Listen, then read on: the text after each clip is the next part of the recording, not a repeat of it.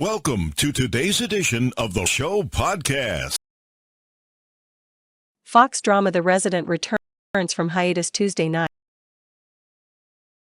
with a homecoming of Malcolm-Jamal Warner as A.J. Austin. His character is a surgeon who falls in love with a colleague, played by Shaunette RenéeWilson. Warner is a multi-talented man, an actor, director, poet and musician, who will also forever be known as Theo Huxtable, Cliff and Claire's only son on The Cosby Show. Get up to speed on the local coronavirus outbreak and other news Boston is talking about. Add our daily newsletter to your morning routine. Sign up now. A.J. Austin is a high-powered surgeon, the best at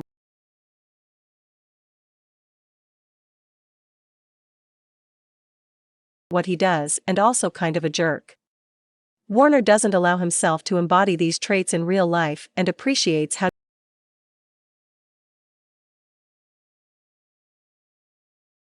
different the character is from the role he's best known for. I think other roles that I've done may have been a little more Malcolm-infused, he says.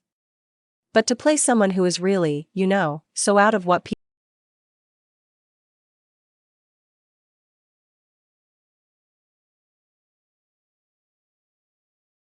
people are used to seeing me do is really the most fun.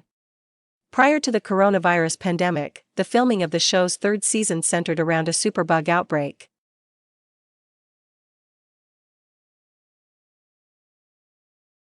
Watching a real pandemic unfold after shooting this storyline felt surreal, he says.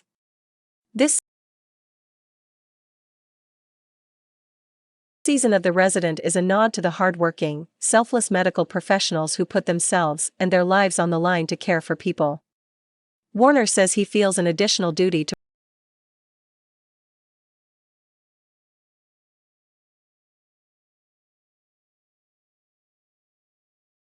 properly represent healthcare workers, the real-life superheroes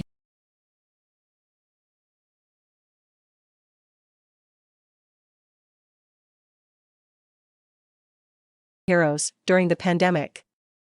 At age 6, Warner says he told his parents he planned to become a famous actor, poet or basketball player, and he achieved 2 out of 3 of those dreams. Growing up,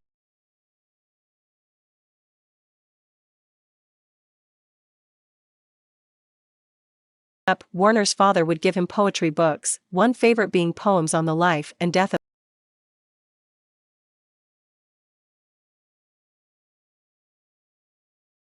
Malcolm X. Named after Malcolm X and jazz pianist Ahmad Jamal,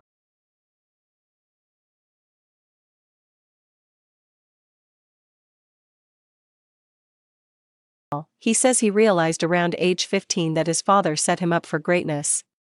Warner won a Grammy in 2015 for his poetic contribution to the Robert Glasper Experiment remake of Stevie Wonder's Jesus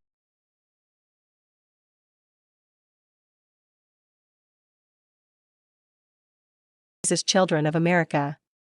His poem was inspired by the tragedy at Sandy Hook. Glasper told Warner about how one of his friends was working on a poem about Sandy Hook while the two hung out, Warner says. 2 weeks later, Glasper's friend decided the tragedy was too close to home because he knew the father of one of the kids who died. Upon Glasper's request, Warner says he went upstairs and wrote his poem about Sandy Hook within an hour. We had no idea. For it to be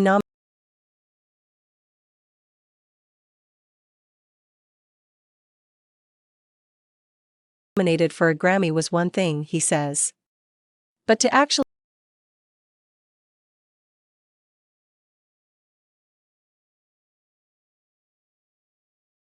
win, it was a great confirmation or reaffirmation in terms of the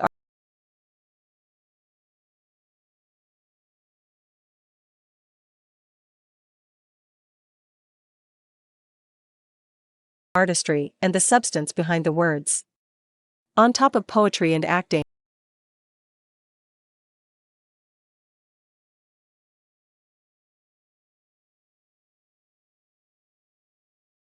Warner also took up playing bass as a hobby when his joy for acting had begun to wane, he says.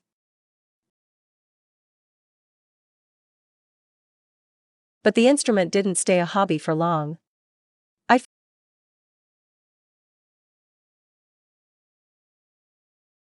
figured I'm going to pick up an instrument. I'm not going to record any CDs. I'm not going to start a band.